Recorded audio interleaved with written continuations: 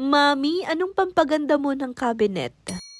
Bago nga ako magpapaganda ng cabinet ay dapat nga ako muna ang maganda, charis. So ito na nga't magpapaganda nga muna ako para naman pag pinaganda ko yung cabinet namin ay maganda rin ang kinalabasan, ganun. So unang-unang umiinom nga muna ako ng aking gluta para naman maging looking young. Para ba mas lalong mag-glow, ganun. At syempre para naman mas lalo pang mag-glow outside ay kailangan ko nga rin maglagay nito Honest Glow Serum na pang pag-glass skin. O diba, dapat ganun, mayroon tayong mga bagay-bagay na ginugol sa buhay. Ang goal ko ngayon ay maging glass skin itong aking pes, kaya naman gumagamit ako nitong Honest Glow Serum na pang pag-glass skin. At syempre para mag-bright yung mga dark spot. So ito na nga, dumating na nga itong in-order kong pampaganda ko nitong aming DIY na cabinet. At bilang mami nga, ito lang naman yung magpapaganda dito sa aming cabinet. Ang mga essentials ni Arky Dandan. Pag nga nakikita ko na kompleto yung gamit ni Arky Dandan ay naapo ang saya-saya ko. At bilang isang milyonaryang mami nga, ito nga't pinairal ko na naman yung aking pagiging